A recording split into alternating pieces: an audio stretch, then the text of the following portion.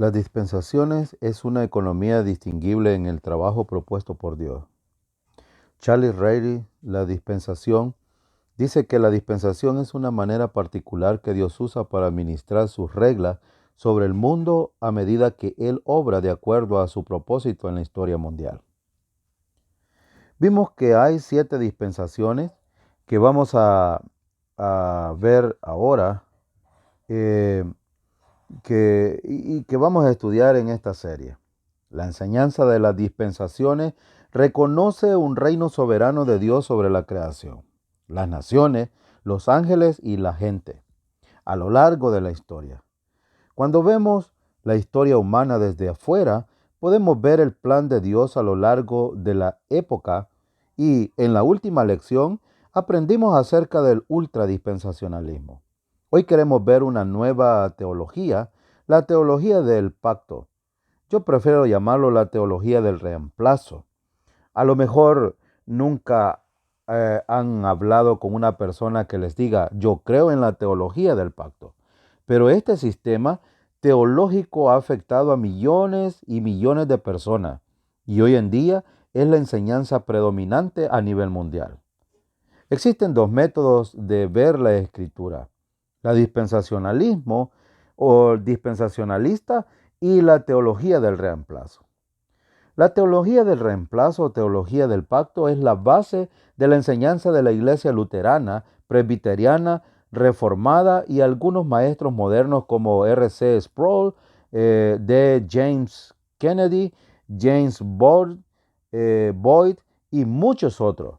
Muchos de los escritores están influenciados por la teología del pacto o la teología del reemplazo. Entonces vamos a ver algunos puntos básicos de la teología del pacto, que también llamada la teología del reemplazo. Entonces veamos un poco acerca de su definición. La teología del pacto es un sistema teológico que busca desarrollar la filosofía de la historia de la Biblia basada en 2 o 3 pactos.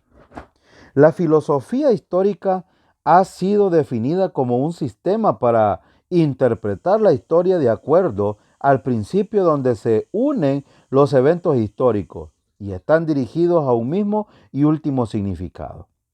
La filosofía histórica contesta la pregunta ¿a dónde va todo? ¿O cuál es el punto? ¿O qué hace Dios? Por eso es que la teología del pacto basa su filosofía de la historia en 3 pactos, aunque algunos solo reconocen 2 y vamos a examinarlos rápidamente. La teología del pacto nos enseña que el último propósito de la historia es la gloria de Dios por medio de la salvación de los elegidos. Entonces, se enfoca en la salvación del hombre. No hay controversia en este tema, pero no explica todo lo que Dios está haciendo. ¿Qué del plan de Dios con Satanás, por ejemplo? ¿Qué del plan de Dios para las naciones? ¿Qué del plan de Dios para la naturaleza y la tierra? La teología del pacto es demasiado estrecha para explicar todo el programa de Dios en la historia humana. Entonces, en segundo lugar, en contraste, la teología dispensacional es un sistema teológico que busca desarrollar la filosofía histórica de la Biblia basada en la regla soberana de Dios. Esto es muy distinto, porque la teología dispensacional reconoce que el propósito final de la historia es que Dios sea glorificado, o asimismo, por medio de mostrar que solo Él es soberano.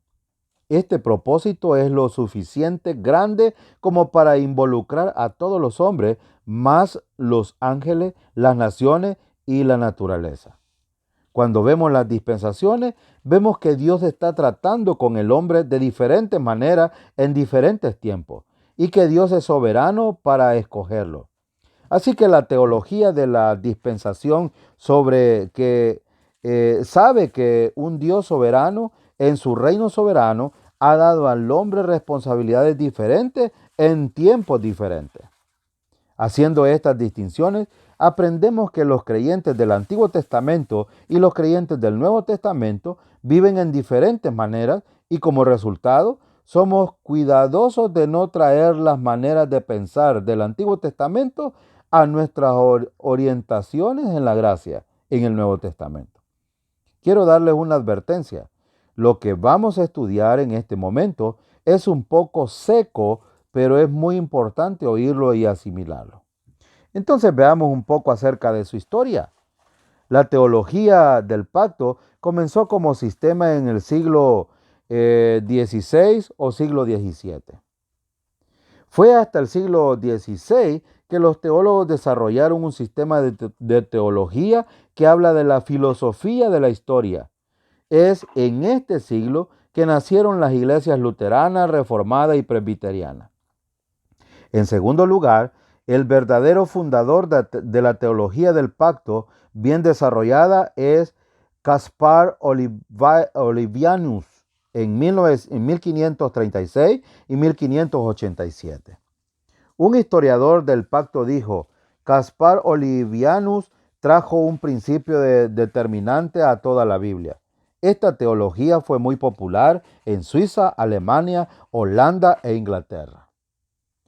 Entonces, en tercer lugar, tenemos que la teología del pacto fue introducida a América primeramente por los puritanos. Una razón por la que es importante aprender todo esto es porque la teología del pacto han causado a los dispensacionalistas de ser una nueva teología, pero como podemos ver, la teología del pacto es reciente también. Aparecieron 1600 años después de Jesucristo. Entonces veamos un poco acerca de la enseñanza de la teología del pacto. Los pactos, recordemos que la enseñanza de la teología del pacto están basada en 2 o 3 pactos que son el fundamento de todos los tratos de Dios en la historia humana. Pero esto basado en estos pactos, ellos dicen que pueden explicar todos los propósitos del plan de Dios. Entonces veamos los pactos. En primer lugar tenemos el pacto de redención. Enseña que en la eternidad pasada, Dios el Padre otorgó a su Hijo dar de la cabeza y ser la cabeza y redentor de los electos o los elegidos. Entonces, ¿es verdad que Dios el Padre ha tenido un plan desde la eternidad pasada para que su Hijo redimiera al mundo? Por supuesto. Esto lo podemos ver en Primera de Pedro, capítulo 1, versículo 18 al 20. La enseñanza es correcta, pero no es un pacto. La Biblia nunca dice que esto es un pacto. Y por eso es importante ver lo que Pedro dice. Sabiendo que fuiste rescatados de vuestra vana manera de vivir, la cual recibiste de vuestros padres, no con cosas corruptibles como oro o plata, sino con la sangre preciosa de Cristo, como de un cordero sin mancha y sin contaminación, ya destinado desde antes de la fundación del mundo, pero manifestado en los postreros tiempos por amor a vosotros. Entonces, la Biblia nunca dice que este es un pacto. Por otro lado, vemos el pacto de las obras. Enseña que Dios hizo que Adán sea la cabeza representativa de la raza humana. ¿Es verdad que Adán fue la cabeza representativa de la raza humana? Sí. Por ejemplo, Romanos 5:12 enseña esto y la enseñanza es correcta. El problema es que no es un pacto. La Biblia no se refiere a este tema del pacto de las obras o que Adán fue cabeza representativa de la raza humana como un pacto. Esto no es correcto. Por eso Romanos 5:12 dice: por tanto, como el pecado entró en el mundo por un hombre y por el pecado la muerte, así la muerte pasó a todos los hombres por cuanto todos pecaron. Dios no está haciendo un pacto con el hombre aquí. Entonces, y no hay un pacto de obras en la Biblia. Además, este pacto entre Dios y el hombre dice: si comes del fruto vas a morir. Pero, ¿qué hubiese pasado si Adán no hubiese comido de la fruta? Los de teología del pacto dicen que Adán y Eva hubieron ganado la salvación por sí mismos y su descendencia debido a su obediencia. Esto es salvación por obras. Es muy interesante que la teología del pacto critiquen a los dispensacionalistas diciendo que tenemos diferentes maneras de salvación en la Biblia cuando ellos realmente tienen ese defecto teológico. Ellos tienen una salvación por medio de las obras inherente en este pacto de obras. Además, el teólogo del pacto enseña que Jesucristo vino como el nuevo Adán y que fue necesario que él obedeciera el pacto de obras. Así que ellos enseñan que la vida de Cristo y su muerte tienen valor sustitutivo en nuestra salvación. Y eso no es verdad. En tercer lugar, vemos que el pacto de la gracia enseña que Dios promete salvación por medio de la fe en Cristo. Y el pecador acepta esto creyendo y prometiendo una vida de fe y obediencia. Ahora, una pregunta. ¿Un pecador necesita prometer una fe y obediencia? La Biblia no enseña esto. Puede decirse que la diferencia entre un teólogo del pacto y un teólogo dispensacionalista es que uno cree en las dispensaciones y el otro en los pactos. Y sin embargo, este no es el caso. Van a escuchar a maestros del pacto hablar de las dispensaciones y a los dispensacionalistas hablar de los pactos. Entonces, ¿los dispensacionalistas creen en los pactos? Sí. La Biblia reconoce 8 pactos. Todos los pactos pueden ser puestos en la teología del dispensacionalismo. Entonces, ¿cuál es la diferencia entre la teología del pacto y la teología del dispensacionalismo? Veamos las implicaciones teológicas en este caso. La enseñanza de la teología del pacto. Las implicaciones teológicas, en primer lugar, es que la teología del pacto enseña que el reino milenial de Dios no va a ser literalmente cumplido. Esta es una gran diferencia entre el dispensacionalista y la teología del pacto. ¿Qué es lo que la Biblia enseña en cuanto a esto entonces? Veamos un poco lo que dice Isaías. Isaías capítulo 11, versículo 1 al 9. Saldrá una vara del tronco de Isaí y un vástago retoñará de sus raíces y reposará sobre él el espíritu de Jehová, espíritu de sabiduría y de inteligencia, espíritu de consejo y de poder, espíritu de conocimiento y de temor de Jehová. Y le hará entender diligente en el temor de Jehová, no juzgará según la vista de sus ojos, ni arguirá por lo que oigan sus oídos.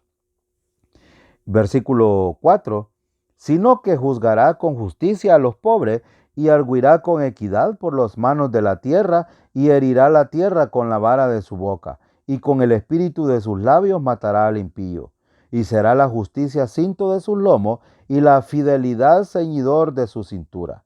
Morará el lobo con el cordero y el leopardo con el cabrito se acostará. El becerro y el león y la bestia doméstica andarán juntos y un niño los pastoreará. Y la vaca y la osa pasarán, sus crías se echarán juntas, y el león como el buey comerá paja. Y el niño de pecho jugará sobre la cueva del áspid, y el recién destetado extenderá su mano sobre la caverna de la víbora.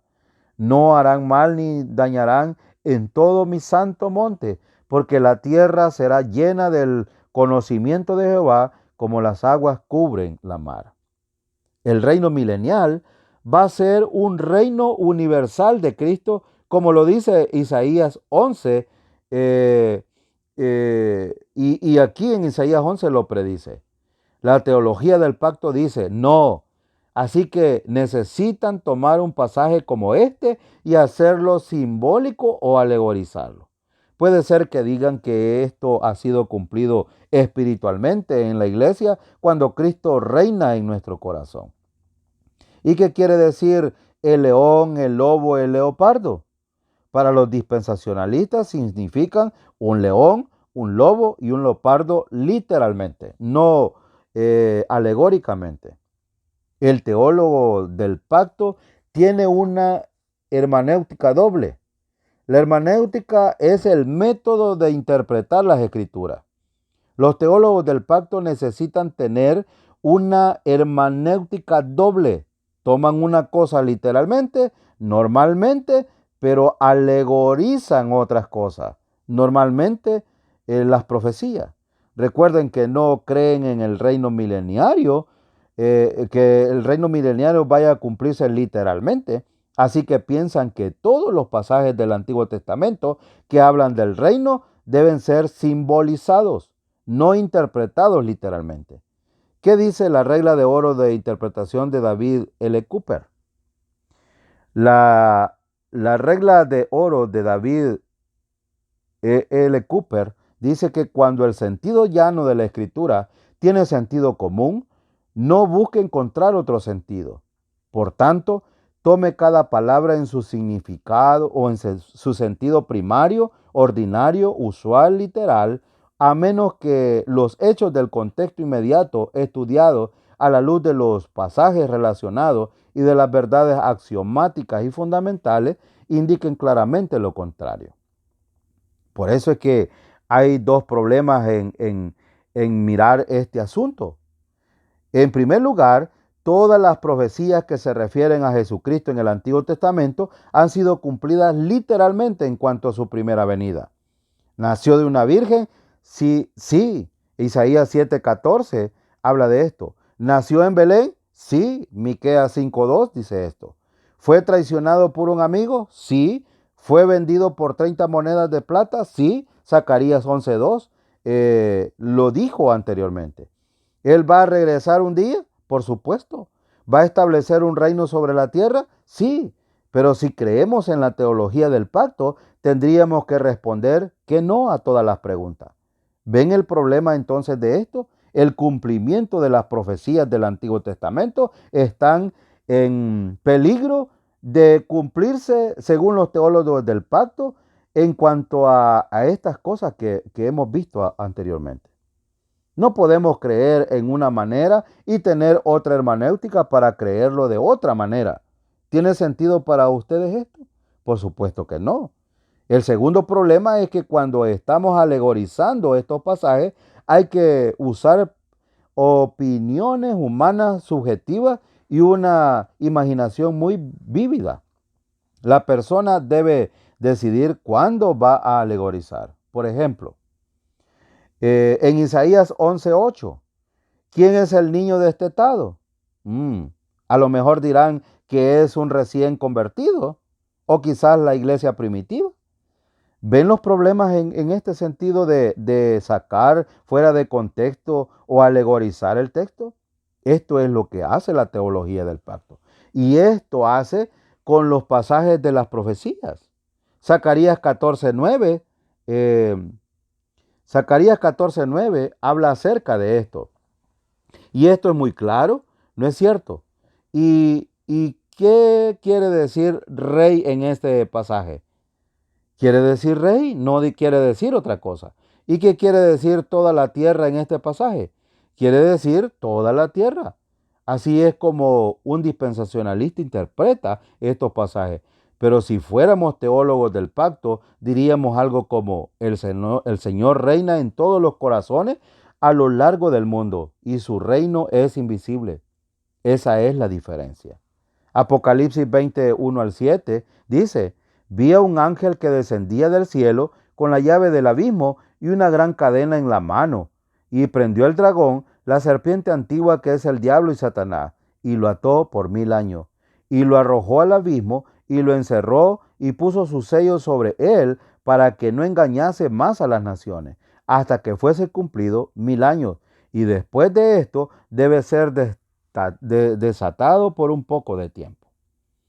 Entonces, menciona 1000 años 6 veces este pasaje. En el versículo 4 dice 1000 años. Es un reino físico literal de 1000 años. Pero el teólogo del pacto dice, lo que esto significa es que Cristo reinó en los corazones de muchas personas por muchos años. Pero aquí no dice muchos años, dice 1000 años.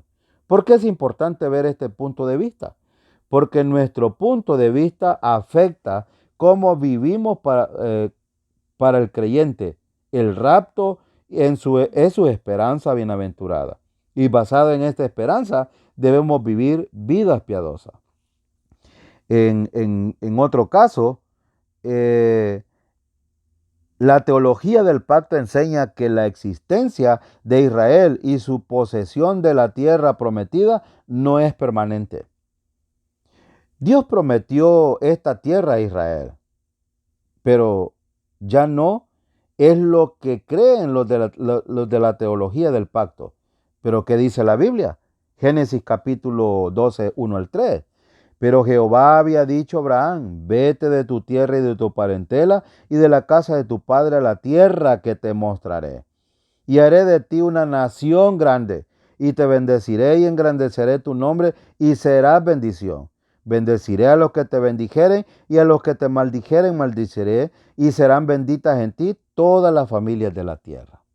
Entonces, la promesa hecha a Abraham podemos resaltar en tres palabras: tierra, simiente y bendición. En Génesis capítulo 13, 14 al 16, vuelve Dios a sustentarle la promesa y dice, y Jehová dijo a Abraham, después que Lot se apartó de él, alza ahora tus ojos y mira desde el lugar donde estás hacia el norte y el sur, al oriente y al occidente, porque toda la tierra que ves la daré a ti y a tu descendencia para siempre. Y haré tu descendencia como el polvo de la tierra, que si alguno puede contar el polvo de la tierra, también tu descendencia será contada. Entonces, ¿cuál es el tiempo de esta promesa en el versículo 15? Dice, porque toda la tierra que ves, la daré a ti y a tu descendencia para siempre. Dice al final, para siempre. ¿Cómo es posible que la teología del pacto diga que esta promesa ya no es para siempre?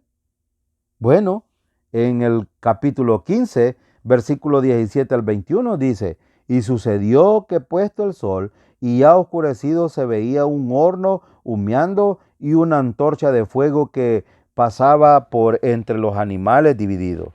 En aquel día hizo Jehová un pacto con Abraham diciendo, a tu descendencia daré esta tierra desde el río Egipto hasta el río grande, el río Éufrates, la tierra de los cananeos, los cenezeos, los cadmoneos, los eteos, los fereceos, los refaitas, los amorreos, los cananeos, los gergeseos y los jebuseos. Ahora, Dios ratifica su pacto aquí a Abraham y es un pacto incondicional. Dios estaba firmando este pacto porque era un pacto sin condiciones para el pueblo de Israel. Un pacto es un contrato legal y Dios hace una promesa legal a Abraham de una tierra, una simiente y bendiciones que nunca han sido revertidas ni serán revertidas. Entonces, ¿la promesa de tierra es literal? Por supuesto, es una tierra específica literal. Un teólogo del pacto alegoriza este pasaje para aplicarlo a las bendiciones espirituales en la época de la iglesia, pero no es correcto. Salmo 105, 8 al 11 dice, se acordó para siempre de su pacto, de la palabra que mandó para 1000 generaciones, la cual concertó con Abraham y de su juramento a Isaac. La estableció a Jacob por decreto, a Israel por pacto sempiterno, diciendo, a ti te daré la tierra de Canaán como porción de vuestra heredad.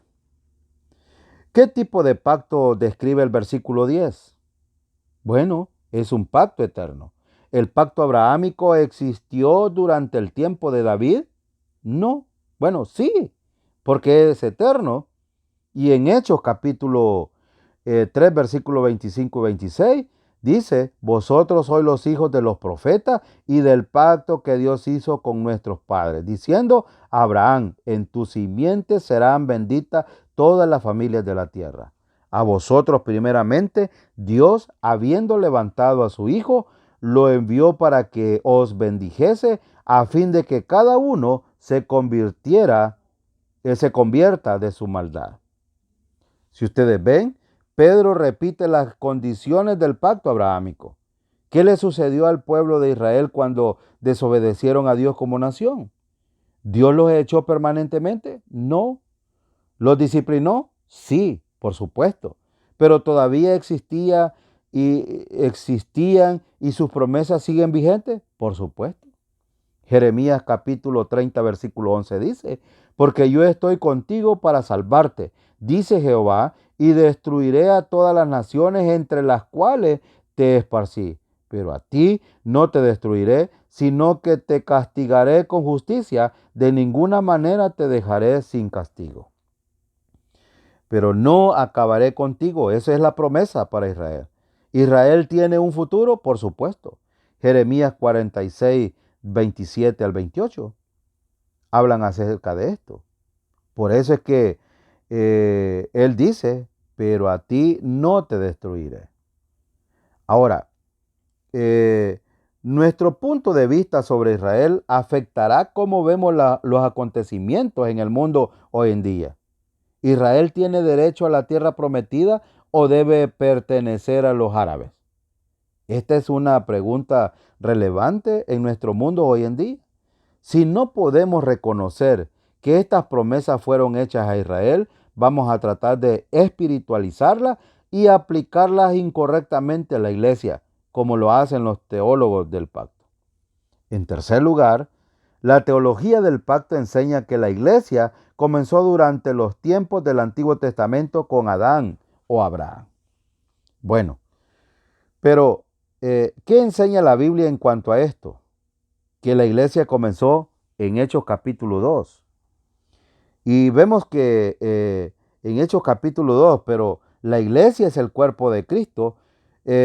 ¿Cómo entramos al cuerpo de Cristo? En 1 Corintios capítulo 12, versículo 13, nos dice que es por medio del Espíritu Santo cuando creemos en Cristo y somos colocados en Él. Entonces, nuestra nueva identidad es en Cristo. El bautismo del Espíritu Santo claramente comenzó en Hechos capítulo 2. La iglesia es estrictamente una verdad del Nuevo Testamento y en el Antiguo Testamento fue un misterio. La iglesia no existía en el Antiguo Testamento. Esto es lo que dice Efesios capítulo 3, versículo 1 al 7. Por esta causa yo, Pablo, prisionero de Cristo Jesús, por vosotros los gentiles, si es que habéis oído de la administración de la gracia de Dios que me fue dada para con vosotros, que por revelación me fue declarado el misterio, como antes lo he escrito brevemente, leyendo lo cual podéis entender cuál sea mi conocimiento en el misterio de Cristo. Misterio que en otras generaciones no se dio a conocer a los hijos de los hombres, como ahora es revelado a sus santos apóstoles y profetas por el Espíritu, que los gentiles son coherederos y miembros del mismo cuerpo y copartícipes de la promesa en Cristo Jesús por medio del Evangelio, del cual yo fui hecho ministro por el don de la gracia de Dios que me ha sido dado según la operación de su poder. El versículo 3 dice que por revelación me fue declarado el misterio. El versículo 5 dice misterio que en otras generaciones no se dio a conocer. El versículo 6 hace una pregunta. ¿Cuál es ese misterio? Que los gentiles son coherederos y miembros del mismo cuerpo. Entonces en Efesios capítulo, los profetas pudieron ver, por ejemplo, el nacimiento de Jesucristo, pudieron ver la muerte de Cristo, pudieron ver la segunda venida de Cristo, pudieron ver el reino milenial, pero no pudieron ver a la iglesia, porque ellos pudieron ver los montes, pero no pudieron ver la iglesia. Ahora, en otro caso, la iglesia fue un misterio para los profetas. Por eso es que en el Antiguo Testamento no pudo iniciar la iglesia. Efesios 2, 13, 16 y Mateo 16, 18. ¿Por qué es importante saber esto? Si unimos Israel con la iglesia, vamos a mezclar la enseñanza del Antiguo Testamento con el Nuevo Testamento. Y vamos a fallar al no hacer distinciones importantes entre la ley y la gracia. Vamos a aplicar la ley del Antiguo Testamento que fue escrita para Israel y muchos teólogos hoy día lo hacen y la aplican a la iglesia hoy. Y eso es siempre va a llevarnos al legalismo, como pasaba en la iglesia de Gálatas, en la iglesia de Colosenses, a la iglesia de Filipenses, en la iglesia de los Éfesos. Este era el problema que ellos tenían. Y en Corinto ya no se diga. Entonces, 4. La teología del pacto enseña que la ley de Moisés todavía es la regla de vida para el cristianismo. Ahora, aquellos que creen en la teología del pacto pueden decir, bueno, no necesitas guardar la ley para ser salvo, pero aún necesitas la ley para nuestra vida cotidiana, porque es una parte muy importante de la vida cristiana. ¿Esto les suena familiar? ¿Recuerdan nuestro estudio de Gálatas? ¿Qué dice la Biblia? Bueno, Romanos capítulo 6, 14 y 15 dice, porque el pecado no se enseñoreará de vosotros, pues no estáis bajo la ley, sino bajo la gracia. ¿Qué pues? ¿Pecaremos porque no estamos bajo la ley, sino bajo la gracia? En ninguna manera. Este pasaje no habla de la salvación de la pena del pecado, sino de la salvación del poder del pecado. El creyente no está bajo la ley en cualquier manera, en cualquier forma. El creyente no está bajo la ley. Esta es la verdad de la vida cristiana. El creyente está bajo la gracia. La gracia debe motivar nuestra vida. La gracia debe darnos ánimo. Todo lo que hacemos para servir al Señor debe ser una respuesta a la gracia, no una obligación de la ley. Esta es una terrible verdad que enseñan los teólogos del pacto. Romanos 7, 4 y 6 dice, así también vosotros, hermanos míos, habéis muerto a la ley mediante el cuerpo de Cristo, para que seáis de otro, del que resucitó de los muertos, a fin de que llevemos fruto para Dios. Porque mientras estábamos en la carne, las pasiones pecaminosas que eran por la ley, obraban en nuestros miembros llevando fruto para muerte. Pero ahora estamos libres de la ley, por haber muerto para aquella en que estábamos sujetos, de modo que sirvamos bajo el régimen nuevo del Espíritu y no bajo el régimen viejo de la letra. Estamos libres de la ley. Sirvamos bajo el régimen nuevo del Espíritu y no bajo el régimen viejo de la letra. En el versículo 6 significa estar bajo la ley.